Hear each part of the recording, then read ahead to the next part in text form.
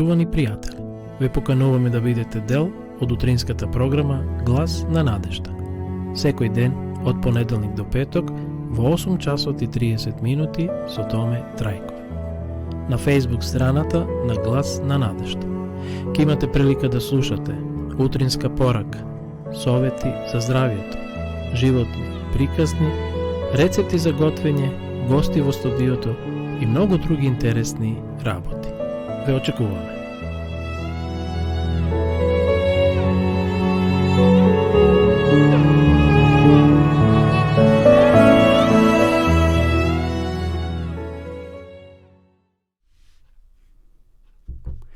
Почитувани гледачи, добро утро и ово утро. Срдечен поздрав од студиото на Глас на надежда од Кавадарци. Денеска сме 25. ноември, четврток 2021 година. Што се однесува до денешниве сервисни информации, тие укажува дека ќе имаме претежно облачен ден. Сонцето денеска изгреа во 6 часот и 32 минути, а ќе зајде во 16 часот и 06 минути. Денешната временска прогноза гласи дека ќе има променливо облачно време со повремени врнежи од дожд. На места посебно ќе бидат изразени предпладне во западните делови, на повисоките планински врнежите повремено ќе преминуваат во снег. Попладне врнежите ќе престануваат, ќе дува умерен до засилен ветер од југоисточен правец. Сушност, сме во есен, така да деновите полека се скратуваат, но се појавува и магла, односно еве најавуваат и врнежи од дожд и снег.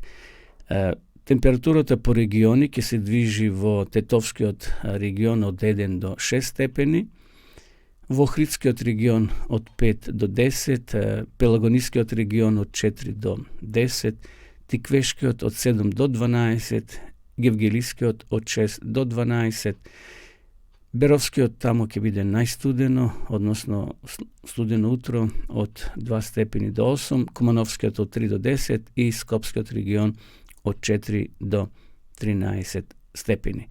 Значи, ќе имаме релативно облачно време, но се уште може да се искористат тие така денови кои се потопли и да се ужива во природата. И ово утро, ова наша утринска програма, почитувани гледачи, ќе отпочнеме со молитва. Добри Господе, уште еднаш ти благодариме за ова ново утро и овој нов ден, што ни го подари во нашиот живот. Те молиме нека и овој ден бидеме под Твоја закрила, чување на нашите патишта, благословење на нашите работни места и се што правиме да биде на прослава на Твоето име. Тоа те молиме, Господе, во името Исусово. Амин. Пред да поминеме на утринската порака, почитувани гледачи, би сакал да и ово утро прочитам неколку интересни капки на мудроста. Ако ни животот одвај се влечеш, можеби некој товар треба да слечеш. Значи, ако ни животот одвај се влечеш, тогаш нешто треба да се ослободи од нас, односно да слечеме. Ако Господ не го гради домот, напразно се трудат ѕидарите. Ако Господ не го чува градот, напразно бдее стражарот. Залудно ви е да станувате пред зората и да седите долго во ноќта, вие што го јадете лебот на трудот, тој им дава на своите возлюбени и во сон. Подарете им насмевка на тажните, кажете убав збор на несрекните, одвојте малку време за осамените, понекогаш не сте ни свесни колку вашето малку за некого значи многу. На патеката во животот не е секогаш лесно. Може да најдете пречки по патот, но тоа не значи дека треба да запрете и да се вратите. Продолжите да одите само напред. Да, ќе има пречки на животниот пат, но тие пречки не треба да не спречат да продолжиме во нашето патување, односно во нашиот живот. Ако Бог те довел до таму каде што си, Бог ќе те доведе и до таму каде што треба да бидеш. Ако си благослов за другите, ќе бидеш благослов и за себе си. Интересна мисла. Значи, ако си благослов за другите, ќе бидеш благослов и за себе си. Бидете љубезни со сите. За некого можеби вие сте единствената светлина денес. И затоа, драги гледачи, ајде и овој ден, без разлика што е тмурен, што е облачен и магловит, да носиме ние светлина тамо кај што ќе се движиме, кај што работиме, зашто можеби луѓето околу нас, некои од нив поминуваат низ премрежја, низ темни тунели во својот живот, но можеби ти си единствената светлина што тие ќе ја сретнат. Затоа да бидеме денеска патокази на светлоста, кои ќе ги упатиме луѓето кон Бога, кон Христа. Исус дава олеснение на сите наши терети, на сите наши проблеми. Бог може да ги избрише единствено нашите солзи, кои често пати нашите очи се натопени со такви солзи кои не може никој да ги избрише освен Бог. Подобро добри дела денес отколку ветување за утре. Постои една рецитација дека утре никогаш нема да дојде. Денеска е денот кој Бог ни го дава од 24 часа, а утре ќе дојде нов ден, ако сме живи и здрави секако. Меѓутоа, да не планираме дека ќе бидеме добри утре, задутре или последна година. Подобро добри дела денес отколку ветување за утре. Плодот на тишината е молитвата. Плодот на молитвата е верата. Плодот на верата е љубовта. Плодот на љубовта е помагањето. Плодот на помагањето е мирот. Ова го напишала во свое време додека била жива мајка Тереза. Правилно ќе го вреднуваш времето само ако правилно ја вреднуваш вечноста. Интересна мисла. Значи, правилно ќе го вреднуваш времето само ако правилно ја вреднуваш вечноста. За се што имаш, заблагодари му на Бога. За се што ти треба, верувај му на Бога. А од се што треба да се пази, најважно е да си го пазиш срцето, зашто таму се изворите на животот. Подобро малку, но праведно спечалено, отколку големо богатство стекнато неправедно. Ова го напишал мудриот Соломон. Господи, претвори ме во Твој миротворец, да донесам љубов тамо каде што има омраза, прошка каде што има навреда, вера каде што има сомнеш, надеж каде што има очај, светлина каде што има темнина, радост каде што има жалост. Наистина убава молитва. Еве и уште една мисла. Те прославувам зашто сум чудесно создаден. Прекрасни се Твоите дела, душата моја тоа добро го знае. Тоа беа кратките мудри изреки, почитувани гледачи за ово утро. А сега да ја проследиме нашата утринска порака, која наоѓаме во последната книга од Библијата, во Откровението, 18 глава, првиот стих. Потоа видов друг ангел како слегува од небото, кој имаше голема власт и земјата се осветли од неговата слава. Насловот на утринска порака гласи гласниот вик на третиот ангел. Тогаш јас видов уште еден мокен ангел, на кого му беше наложено да се спушти до земјата, да го соедини својот глас со гласот на третиот ангел, да и даде сила и мок на неговата порака. Овде е проречено дело од светски размери и со невообичаена сила. Голема сила и слава му беа дадени на ангелот и кога се спушташе, земјата беше осветлена со неговата слава. Светлината која што го следеше овој ангел продираше насекаде и тој викаше со силен глас: Вавилон големиот е паднат и стана живеалиште на демони и секој нечист дух и гнездо на секоја нечиста и замразена птица. Пораката за падот на Вавилон, како што е дадена од вториот ангел, е повторена со додадено напоменување за изопачувањето кој што има влезено во црквите од 1844 година. Делото на овој ангел доаѓа во вистинско време за да се соедини во последното големо дело на третата ангелска вест, како таа би прераснала во гласен вик. На тој начин народот Божи ќе биде подготвен да опстане во часот на искушението, so koje što ti je naskoro ki treba da se soočat. Vidov golema svetlina kako počeva vrzniv i kako se sojediniti bestrašno v objavovanje to na tretata angelska vest. Ангели беа испратени да му се придружат на тој мокен ангел од небото. И ја слушнав гласови кои како да се огласува на секаде. Излези од неа народе мој. Славата Божја почиваше врз трпеливите светии кои чекаа и тие бестрашно го разгласуваа последното свечено предупредување, објавувајќи го падот на Вавилон и повикувајќи го Божиот народ да излезе од него, за да може да ја одбегне неговата ужасна пресуда. Светлина која што беше излејана врз они што чекаа, се пробиваше насекаде и оние во црквите кои имаа какви да е светлина, кои што се уште не ги слушнаа и не ги отврли овие пораки, го послушаа повикот и ги напуштија паднатите цркви.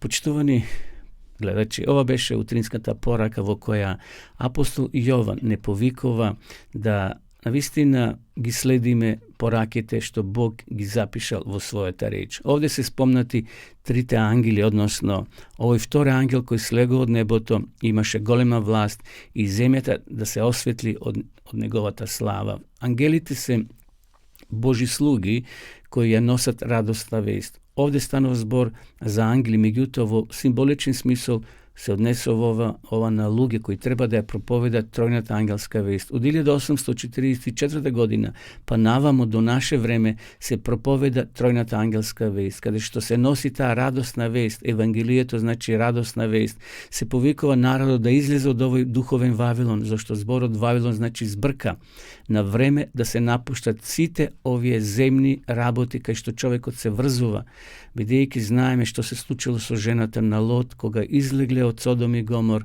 таа се свртила.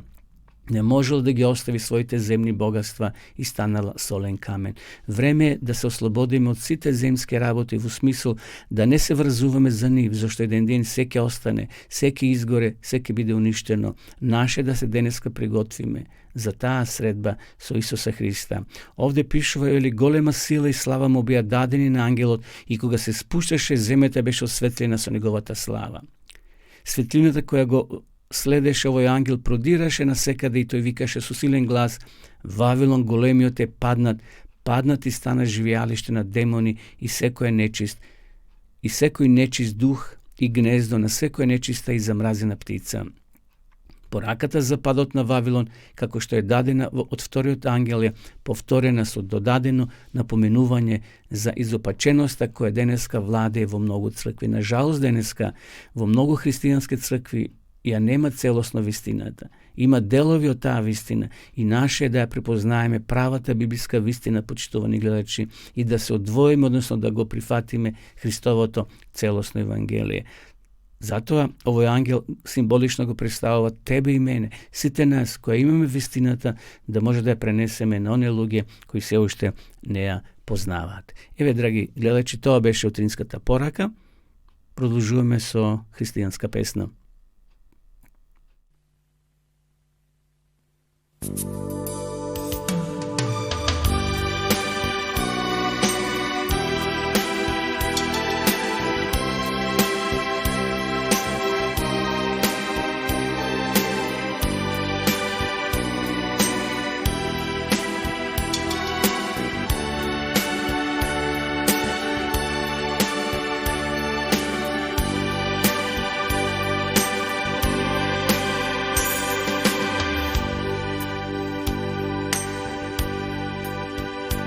Благодарам од срце искрено, благодарам на тебе, татко наш, благодарам што ти го даде Исус Христ, Синот свой.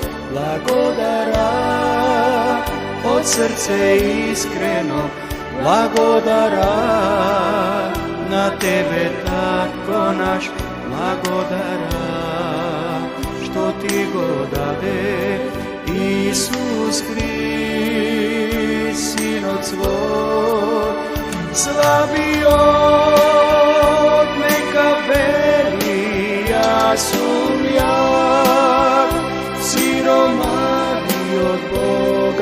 Отцу, заради sve što napravi za nas ti.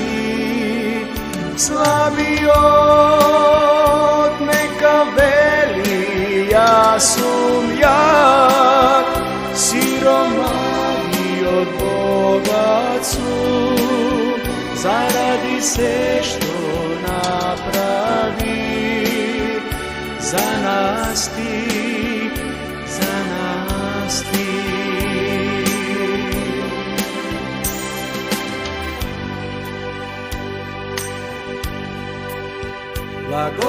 Blagodaram od srce iskreno, blagodaram na tebe tatko naš, blagodaram što ti go dade Isus Hrist, Sinoc svoj. Blagodaram od srce iskreno, blagodaram na tebe tatko naš, blagodaram što ti go dade Isus Hrist, Sinoc svoj.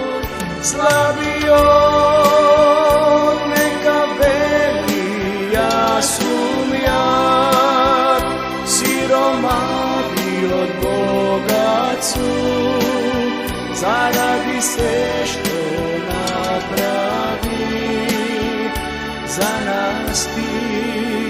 Slabi od neka veli, ja sam jak, siromani od bogacu, zaradi sve što napravi za nas ti, za nas ti.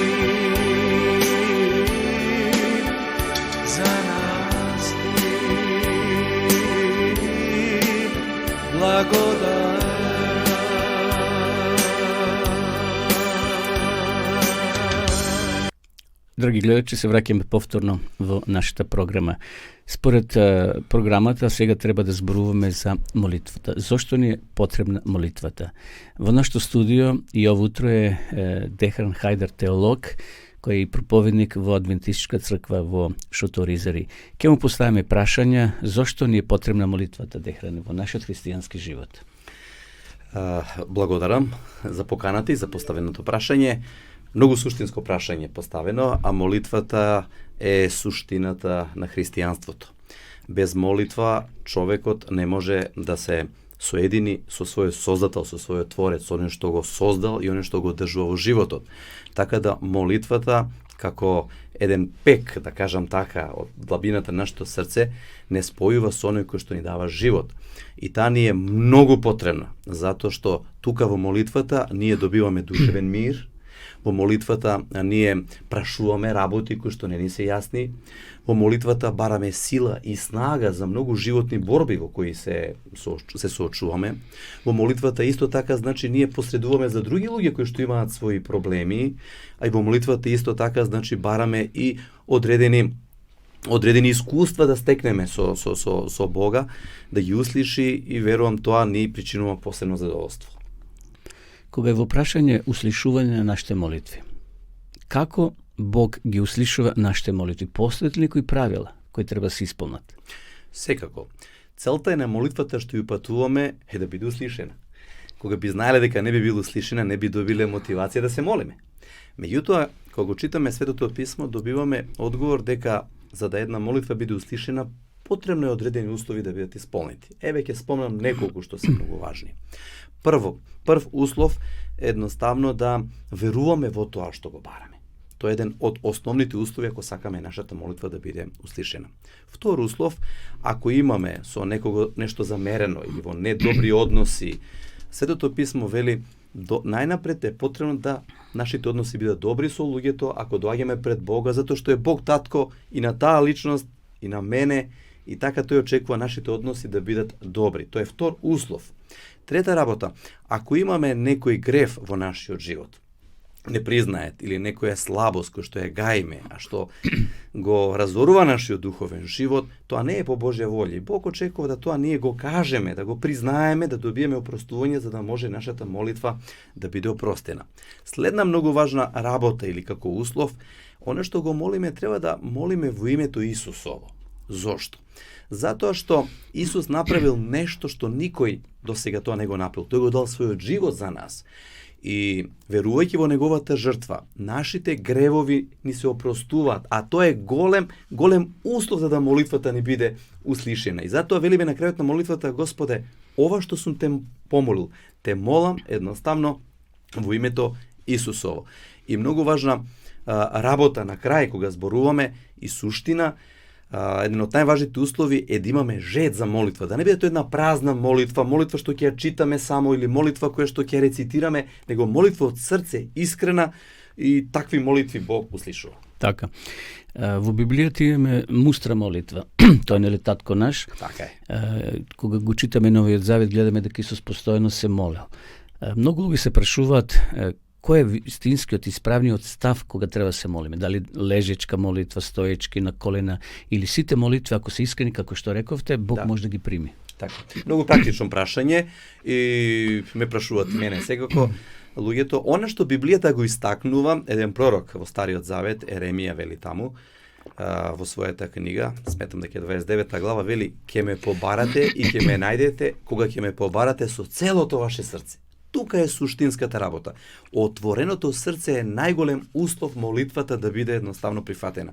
Сега, тоа е суштината.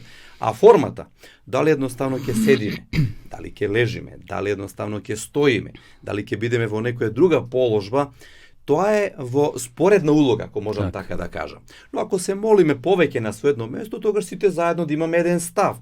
Меѓутоа, најнапред отвореното срце треба да биде најголем услов, затоа што во Библијата имаме разни ситуации, луѓе се молат од разни места. Например, Исус се молел од крстот, висел. Например, пророкот Јона се молел од утробата на рибата. Можел да ги склопи раците Исус, например. Така е, да. Убаво е кога се молиме во нормални услови да склопиме раце, да затвориме очи, за да не ни смета нешто што ќе помине, да имаме концентрација. Но има некои ситуации, природно ние се молиме кога дојдеме во опасност, и тогаш природно излегуваат некои збори од нас: Господе, помагај. Така. Значи, ставот не е битен, мислам, физичката положба, туку искреното срце. Така е. И условите, ако сме во заедница, може да клекнеме да стоиме, ако сме сами, другаче може да молиме молитвата, така да има подолги, кратки молитви, така натаму. Така е. За молитвата, почитувани гледачи, има многу да се зборува. Но му благодарам на гостинот на Дехран што одвои дел од своето време да ни каже неколку мисли за молитвите. За молитвата. Почитувани гледачи, со музичка точка продолжуваме, а потоа повторно се враќаме во нашата програма.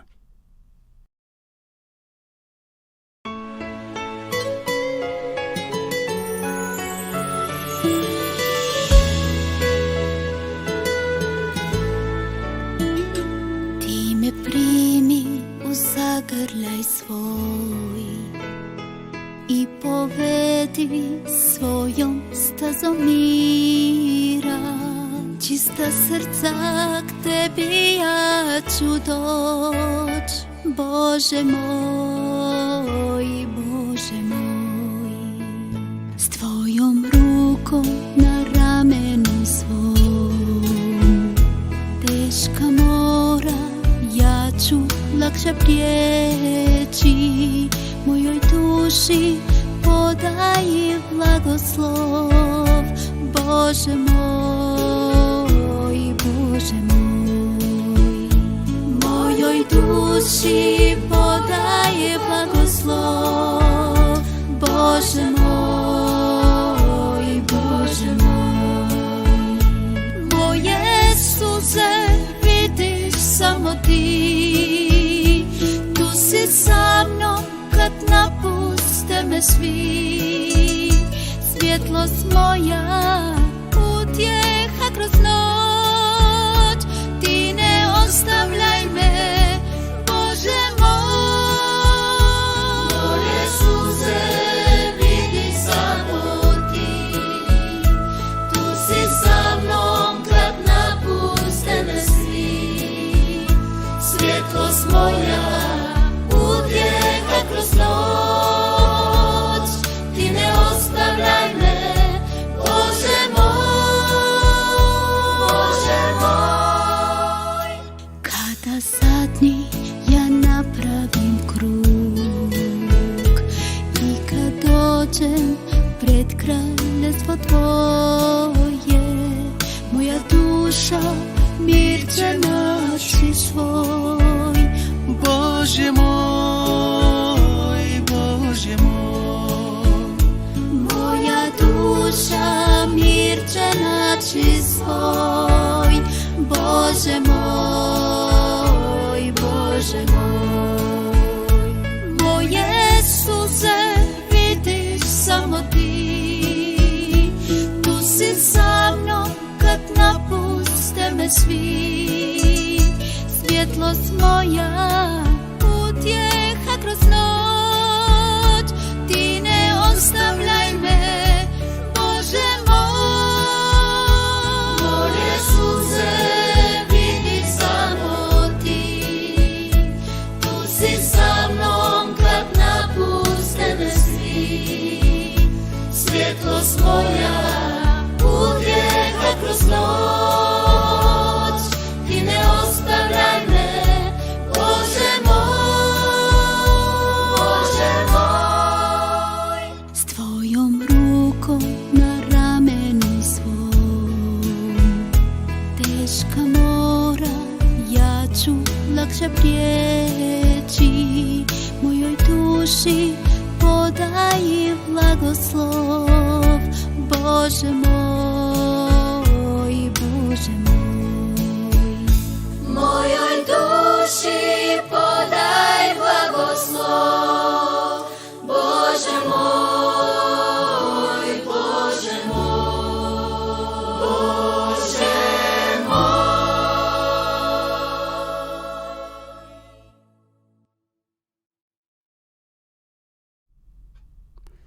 Почитувани гледачи, се враќаме повторно во живо во нашата програма. Ја следите програмата на Глас на надежта од студиото од Каладарци. Поздрав до сите вас, почитувани гледачи, кои во меѓувреме се приклучивте да ја следите ова наша заедничка програма. Пред да одиме на следнава рубрика, би сакал да ви подарам, односно да ви рекламирам Библија, Свето писмо. Сите вие кои сакате, почитувани гледачи, да имате Библија во ваша собственост, бесплатно ја нудиме и затоа само ги очекуваме вашите адреси, односно името и презимето. Пишете ни во чат или јавете се на нашиот дежурен телефон и ова Свето писмо на македонски јазик ќе го имате во ваша собственост. Библијата е потребна да имаме во секој дом. Библијата е, како што вели Светото писмо, светилка на нашата патека. Во продолжение на нашата програма, почитувани гледачи, следува животно искуство. Сакам да ви пренесам едно многу интересно доживеано искуство на еден човек. Бог е секогаш таму каде што сме ние. Бегство кон Бога. Еве, на почетокот имаме два стиха од Библијата кои вели: Јаков се разбуди од сонот и рече: навистина Господ се наоѓа на ова место, но јас не знаев. И еве, јас сум со вас во сите дни до свршетокот на светот. Тоа е цитат од Матеј 28 глава 20 стих и од прва книга Мојсеева 28 глава 16 стих. И сега сакам да ви го прочитам искуството. Изгледа дека тоа место во кое завршивме, Полбридж во државата Монтана, е на крајот на светот. Такво чувство имал овој господин кој го доживел ова искуство. 80 километри не делеше од најблискиот асфалтиран пат и електрична мрежа. Од другата страна, само неколку километри северно се наоѓа канадската граница. Населението во овие краеви е прилично проречено, па во таква дивина секоја повреда или несреќен случај би можел да биде сериозен проблем, каде самиот живот би можел да биде загрозен. Во таквата ситуација можно е покрај вас со часови, па дури и денови никој да не помине. Затоа нашата доверба е единствено во нашиот божествен сопатник. Тој нас никогаш не остава сами. Во планината есента е преубаво годишно време со свежи денови и фантастични бои. Овој есенски ден ги затекна мојата сопруга и децата дома, додека таа им држеше домашна настава, а мене на патот до шумата каде што требаше да сечам дрва. Искуството се покажа како добар учител. се одлучив не само да обезбедам доволно дрва за престојната зима, туку и да го решам проблемот и за наредните 2 години. Ова стана правило, така што кај нас секогаш имаше доволно дрва за 2 години, како резерва во случај да се повредам или разболам, што би ме онеспособило за тешка работа. 2-годишната залиха би била доволна да ја спречи кризата.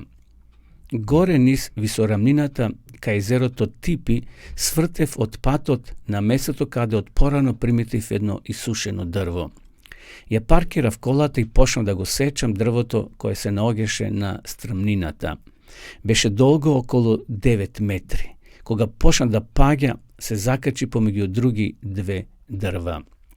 Качувајќи се по падината, стоев од она страна на дрвото која беше свртена низ брдото. Почнав да го сечам на помали трупци со должина од околу 40 см, од горниот врв према коренот. Како што секој исечен трупец паѓаше на земјата, ги туркав со ногата низ брдото така што се собира близу паркираниот автомобил. Беше тоа добар систем на работа и не сметав дека треба да го менувам. Иако морав да стојам до купот кој настана со сечење, имаше доволно место целиот процес да се доведе до крај. Кога со сечење стигнав до местото помеѓу 2 стебла, засеков труп така да го ослободам. Во тој момент, во своите мисли осетив силен уплив и потикнување кој ме гонеше да се поместам и да дојдам од другата страна на дрвото. Ја отврлив ова помисла.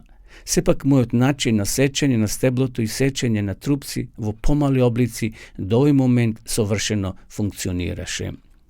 Тоа утро барав од Господ да ме води и упатува. Сакав тој да ми биде постојан сопатник. Ветив дека ќе ги послушам неговите потикнувања. Мислата повторно се наметна, но овој пат застанав. Господе, дали си ти тоа? Дали ти бараш од мене да поминам на другата страна? Да, Джим, стигна одреден одговор. Добро, Господи, реков, минувајќи својата положба во однос на дрвото, но тоа е смешно, Господе, да отидам од другата страна. Направив врез од едната страна и почнав да сечам од другата страна. Зјапав в чудо невиден во неколку стотини килограми тешкиот трупец, кој пукна и падна токму на местото на кое до пред малку се наоѓав. Тежината на стеблото, кој се подпираше на другите 2 дрва, направи таков притисок, така што неговото однесување после засекот беше сосем друг од оној кој го очекував. Беше како убиствена, напната пружина, која само што чекаше да го направам тој фатален рез. Се осетив слаб кога сватив до какви се последици би дошло да не сум се поместил. Тој трупец кој пукна со страшна силина би ме покосил во ниво на моите колена и како катапулт ќе ме отфрлеше преку ивицата на гребенот, на кој се случуваше некои 10 метри низ брдото. Неволјата би била можеби поголема со оглед на моторната пила која во моите раце беше во движење. Најверојатно би загинал од самиот удар на трупецот или моторната пила. Дури да ја преживеав ова несреќа, мали би биле шансите да обстанам во таа дивина, додека некој да ме пронајде. Никој не знаеше каде точно се наоѓав. Сватив дека Господ ме спасил во најлесен случај од сериозна повреда, а многу веројатно и од самата смрт. Полека учев дека Бог беше таму, баш во тој див планински крај, спремен да ми помогне пред и да разберам дека ми е потребна помош. Посланието до Ефесјаните, 2 глава, 9 стих, го вели истото, само на друг начин. Зашто по благодат сте спасени преку верата и тоа не е од вас самите, тоа е Божји дар. Благодата представува Божјо континуирано присуство во мојот живот. Таа ми се додворува, ме преколнува, ме повикува, се обидува да ме спаси од мене самиот. Ако го слушам тој глас, ќе ме води, зајакнува и штити. Ако сето тоа го прави Бог, кој е тогаш мојот дел? Морам да бидам подготвен да се починувам на потикнувањата на Светиот Дух. Тоа е вера. Таа е свесен избор да соработуваме со Него и така да останеме во Негова присутност. Тоа е суштинската разлика која одлучува дали силен изненаден удар ќе ме острани од смртната карпа или пак ќе држам чекор со нашиот божествен помошник. Почитувани гледачи, ова беше пораката, односно овој животен пример на овој господин кој гледате во каква животна опасност се нашол. Можел да загине таму длабоко во шумата, но тој наутро се помолил на Бога и рекол: Боже, денеска чувај ме и ќе ги слушам Твоите пораки. И наистина во еден момент тој помислил дека може самиот сето тоа да го изведе, дека подобро било да остане на другата страна.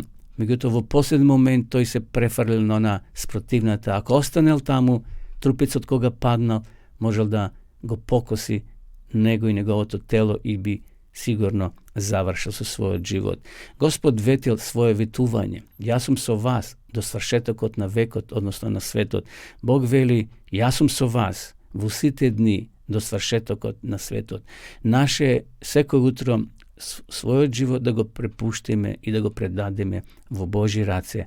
А Бог знае она што е најдобро за нас. Бог ги знае сите опасности со кои може да се соочиме во текот на денот. Затоа секој утро на молитва да го предадеме животот на Господа и тој да управува во денот кој тој ни го подарува. Сега следува рубриката, почитувани гледачи, за здравата храна. Пред да ја слушнеме и ово утро Маја Велковска, која со своите совети ќе допринесе да нашето здравје биде подобро, би сакал само да ги поздравам сите оние кои во меѓувреме се приклучија на нашата програма. Ова е програма во живо, утринска програма на христијанското радио Глас на надежта од Кавадарци. А сега во наредните 10 минути ќе ја слушаме Маја. Добро утро, почитувани слушатели. Денеска ќе разговараме на тема анемија и ќе кажеме неколку нешта за тоа како може да си помогнете при анемија со помош на исхраната. За почеток ќе кажеме што е всушност тоа анемија. Анемијата се дефинира како состојба во која што има или абнормален број на црвените крвни зрнца или има некоја абнормалност во однос на количината на хемоглобин, односно постои потешкотија за достава на кислород до сите клетки и ткива во организмот, бидејќи нели тоа е главната функција на хемоглобинот во црвените крвни клетки. Постојат многу типови видови на анемија, но ние тука ќе се задржиме само на така наречените нутритивни анемии, односно анемиите кои што настануваат како резултат на дефицит на одредени нутриенти. Овие анемии може да настанат на различни начини, значи може би во прашање е мал внес на потребниот нутриент, например железодефицитна анемија може да настане како резултат на мал внес на железо преку исхраната. Потоа друга причина може да биде зголемена загуба на одреден нутриент, например доколку постои одредено крварење, имаме постојана загуба на железо од нашиот организам и тоа би значало дека се зголемени потребите од овој нутриент на нашиот организам, бидејќи постои зголемена загуба од тој нутриент. Зголемените потреби од нутриентот не мора секогаш да бидат само од загуба, туку нели кај детчињата кои што се во раст и развој, оние кои што побрзо ја зголемуваат својата телесна маса и побрзо растат, кај нив се исто така зголемени потребите од некои нутриенти, исто така кај спортисти или кај некои одредени, кај некои други категории на население може да постои зголемена потреба од тој нутриент, поради што е малку проблем да се задоволи таа потреба со нормална исхрана, односно без особено да се потрудиме да внесеме поголеми количини од дадениот нутриент преку исхраната. Уште една причина може да биде неискористливоста на нутриентот, значи може би се внесуваат доволни количини на, еве да го земеме железото за пример, но апсорбцијата на железото може да не е ефективна.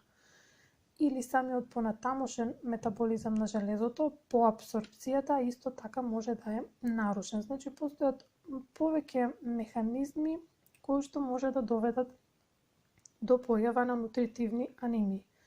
Најчести нутритивни анемии се железодефицитната анемија и анемиите кои што се резултат на дефицит на витамин B9 и витамин B12. Ние ќе се задржиме на овие анемии бидејќи тие се најчесто присутни, има и други нутриенти кои што ќе ги спомнеме, а кои што се важни за добра синтеза на еритроцити и на хемоглобин, но како што кажав, железодефицитната анемија и анемиите кои што се резултат на дефицит на Б витамините се најчесто присутни и застапени. Кои се денешните совети за сите вас кои што имате одреден тип на анемија? И само би спомнала дека вообичаено анемиите се комбинација од дефицит на повеќе нутриенти, ретко кога се работи исклучиво за дефицит на само еден нутриент, туку обично тоа е зголемена потреба или зголемена загуба на повеќе нутриенти, така што нема потреба да се фокусирате само на еден нутриент, туку фокусирајте се на сите витамини и минерали кои што се потребни за добра изградба на еритроцитите и на хемоглобинот во крвта. Првиот совет е во таа насока, односно да не се фокусирате само на внесот на железо, туку да внимавате на тоа да внесете доволни количини од сите витамини и минерали кои што се потребни за апсорбција и за искористување на железото, а и за синтеза на еритроцити и на хемоглобин. Факт е дека железодефицитната анемија е најчестиот тип на нутритивна анемија, но, како што кажавме, и останатите витамини и минерали се многу важни за апсорбција, за искористување на железото и за синтеза на еритроцитите. Исто така, вообичаено, повторно ќе повториме дека покрај дефицитот на железо вообичаено недостасуваат и некои други нутриенти и поради тоа фокусирајте се и на следните витамини и минерали и нив да ги внесете во доволни количини. Витамин B9, витамин B12, бакар, манган, витамин С, цинк и витамин B6. Исто така не се фокусирајте само на тоа да внесете повеќе железо, туку гледајте да овозможите оптимални услови за апсорбција на тоа железо кое што ќе го внесете преку исхраната, односно преку храната. Вие може да внесувате доволни количини на железо преку храната, но доколку не го апсорбирате и не го искористите тоа железо, тогаш практично е неважно тоа што внесувате железо во поголеми количини. Најважниот совет што може да го дадеме тука е да избегнувате комбинација на намирници кои што се богати со железо заедно со намирници кои што ја попречуваат апсорбцијата на железото. Пример за намирници богати со железо се црвеното месо како телешкото месо, семките, јатките, некои житарки како киноа, овес, какаото, жолчките од јајцата, зелениот листест зеленчук како спанаќот, мешунките како гравот, леќата на аутот и така натаму. А намирници кои што содржат супстанци кои што ја попречуваат апсорбцијата на железото се млечните производи од животинско потекло, кофеинските и темните чаеви кои што имаат голема содржина на танини и кофеин и кафето. Исто така, треба да се обидете да ги комбинирате намирниците кои што се богати со железо заедно со храна која што поддржува и поттикнува апсорбција на железо. Односно, тоа вообичаено е храна која што содржи некои од нутриентите кои што ги спомнавме претходно, Б витамините, цинк, манган, бакар, витамин С. Тука пример од овој дел комбинација на храна богата со железо заедно со храна која што содржи нутриенти што поттикнуваат и поддржуваат апсорбција на железо е комбинирање на храна со железо заедно со храна која што содржи витамин С или храна која што содржи бакар, манган и цинк. Например, храна која што содржи поголеми количини на витамин С се свежите овошја, пиперките, кивите, шипинките и така натаму. Храна која што содржи Б витамини се целозрнестите житарки, а минералите ги содржат семките, јатките и мешунките. Друг совет е да припазувате и мудро да ги бирате суплементите кои што ќе ги користите, бидејќи не секогаш е баш најпаметен избор да се суплементираат огромни дози на железо или на било кој друг нутриент. Во некои случаи е оправдано, да, но треба да се има на ум дека колку поголем е внесот на одреден нутриент, толку организмот ја намалува апсорбцијата на дадениот нутриент. Односно ја намалува стапката на искористливост и апсорбција на железото или на кој да е било друг нутриент во прашање. И уште еден совет кога станува збор за суплементи со железо кои што се користат за анемија, подобрување на ситуацијата при анемија, е тоа дека секогаш е попаметен избор да употребувате суплементи кои што се мешавина од сите нутриенти потребни за синтеза на хемоглобин и на еритроцити. Кога се работи за анемија, како што кажавме и на почетокот, има многу нутриенти кои што се важни за правилна синтеза на еритроцити и на хемоглобин. Многу ретки случаи се тие кога постои само огромен дефицит на железо и да, можеби тука е оправдано да се суплементира поголема количина на железо, само железо, но во најголем дел од случаите најдобри резултати се постигнуваат ако се зема комбинација од сите нутриенти важни за еритроцитите и за хемоглобинот, и секогаш кога тоа е можно, најдобро е тоа да бидат нормални дози наместо мегадози. Сите полесни анемии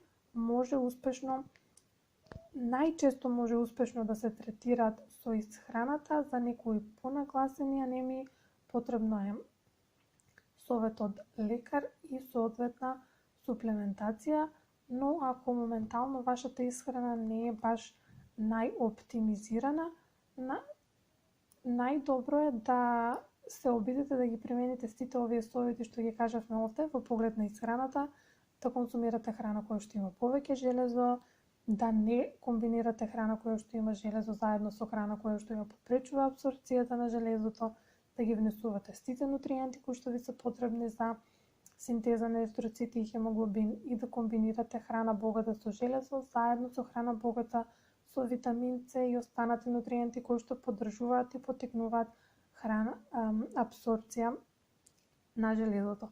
Значи, во секој случај и да мора да се третира анемијата со суплемент и да не мора да се третира, промените во исхраната се добредојдени и ќе ви бидат од корист секако. Се надевам дека ни беа јасни нештата што ги кажавме тука и дека ќе ви биде лесно да ги примените во вашиот случај.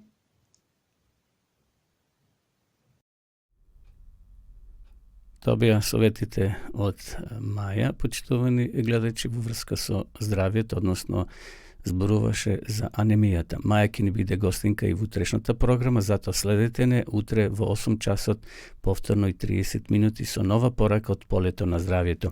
Сакам за сите вас, почитувани пријатели, кои имате проблем со цигарата, да ви го понудам овој 5-дневен план за одвикнување од пушењето. Сите вие кои имате потреба од совети, од упатства како да се ослободите од тој порок, еве ова книже, овој трактат, ова брошурка може да ви помогне Доколку ја побарате, ние ќе ве испратиме по пошта или нашите соработници ќе ви ја донесат. Затоа бидете слободни да го имате овој 5-дневен план за одвикнување од пушењето, кој верувам ќе ви помогне да имате еден чист здив, добро здравје и да се ослободите од тој порок. Сигурно, можеби и вие сакате да се ослободите, но не можете.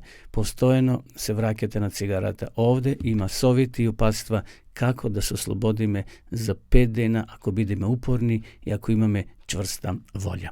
Продолжуваме со уште една песна, потоа се враќаме повторно во нашата програма.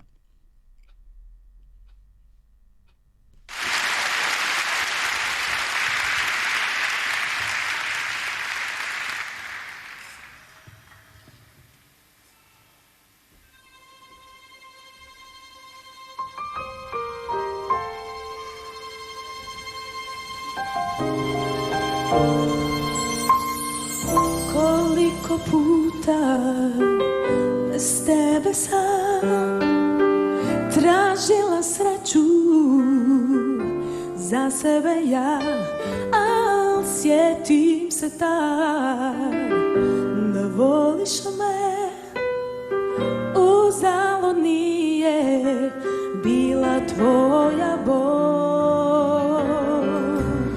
Ja želim reći da moja lutanja sada prestala su, jer tvoju ljubav ja znam.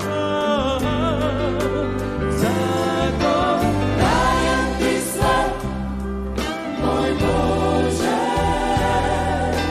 sve što je moje, ne bude tvoje.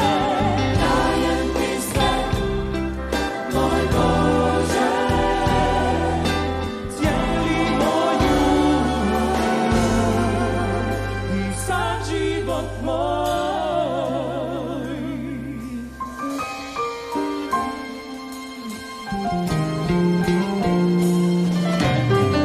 Kada mislim na tebe i ljubav kojom me čekaš ustrajno još u mome srcu novi treptaje i nove su misli što mijenjaju me. Zato dolazim ja, jer zoveš me ti, vraćam se tebi, samo ti si moj Bog. Zato dajem ti sve, moj Bože,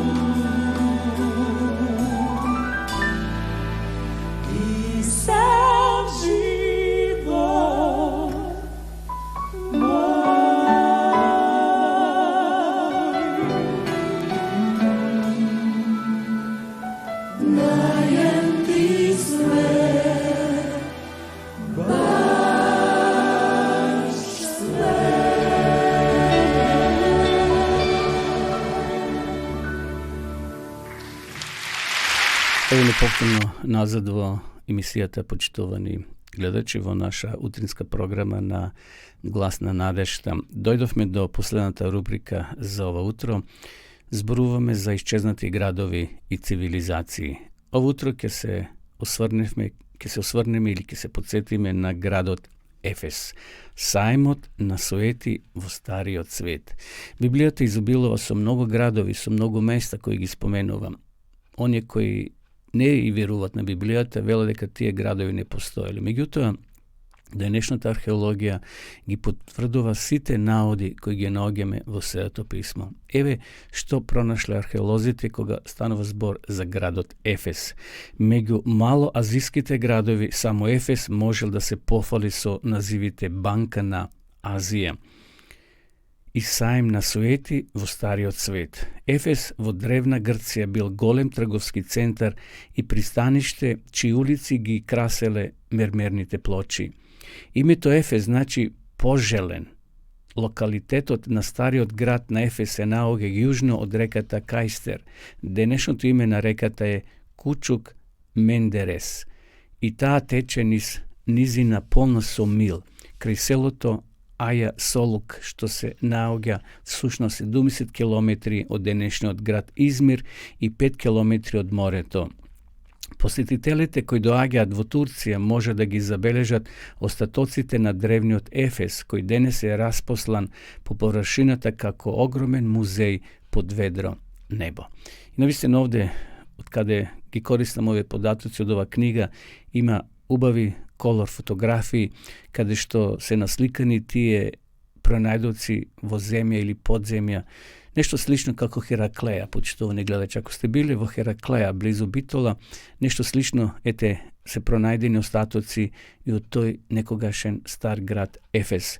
За последните 700-800 години морското пристаниште е останато на сува земја затоа што крај брежето полека се подигнувало и овој древен град полека исчезнувал, не под вода туку на копно, каде што во неколку налети го уништувале земјотреси. Тоа се случило и со други градови што излегувале на Егејското море, па и со Пергам, кој во тој период важил за значајен културен центар. Во новозаветното време Ефес бил најголемата и најпознатата метропола на Мала Азија. Според пишувањето на некои историчари и археолози, на кои може да им се верува, градот имал околу 500.000 жители. Што би се рекло некаде малку помалку од Скопје. Ако Скопје има 600.000 жители, овој град навистина бил велеград во тоа време. Околу 500.000 жители. Градот бил стратешки подигнат на крстопатот на неколку важни трговски патишта внатре во Грчката империја и на главниот пат од Рим кон Ориентот. Во времето на апостол Павле градот имал трикатна вредност – политичка, економска и верска. Всушност станал главен град на провинцијата и во него се наоѓало седиштето на римскиот гувернер. Ефес во својата историја имал 3 значајни периоди. Во првиот период градот го колонизирале Ионците во 11 век пред нашата ера и тогаш Ефес го доживел својот процут и бил главен град на Ионската конфедерација, која се состоела од 12 града. Во тоа време се простирал на северната падина на Театарското возвишение, кој во старо време се нарекувала планината Пион. А денешното име е и Панаир, Даги. Вториот славен период на Ефес започнува во 560 година пред нашата ера, кога градот го презеле лидијците и го преместиле на местото каде што се наоѓал стариот храм на божицата Артемида. Во 546 година пред Христа Ефес паѓа во рацете на персиецот Кир за да премине во рацете на Александар Македонски 2 века подоцна во 334 година пред Христа. Александар веднаш понудил помош за обновување на Артемидиниот храм во Ефесјаните, но Ефесјаните тоа го одбиле. По смртта на Александар Македонски, неговиот генерал Лизимах во 325 година пред Христа го обновил градот на местото на кое денес се вршат археолошки ископувања. Метрополата повторно е издигната на врвот на славата и во тоа време го добива називот Банка на Азија. Градот е заштитен и со висок зид кој бил долг околу 10 километри. Тоа е третиот историски период на овој познат град и тоа е всушност градот Ефес од деновите на апостол Павле. Почитувани гледачи, еве и со овие податоци кои ги прочитавме од оваа книга, археолозите ја потврдуваат Библијата, дека Библијата е веродостојна книга. Она што писателите го напишале, вдахновени од Божјиот дух, е веродостојно и денеска 100% можеме да ја веруваме на книгата Библија или на Светото писмо, бидејќи писателите не измислувале она што го запишале, туку биле водени од Светиот Дух. Така да на срце ви ја ставам Библијата и сите вие кои сакате да имате ваше Свето писмо, слободно јавете се во нашата редакција, а ние ќе ви го доставиме, односно ќе ви го испратиме. Почитувани гледачи, ми беше задоволство што можевме и овутро да се дружиме во нашата утринска програма во живо од студиото на Глас на надежта од Кавадарци. Ви посакувам убав и пријатен благословен ден, чувајте се и ви закажувам нова средба утре во 8 часот и 30 минути. Пријатно.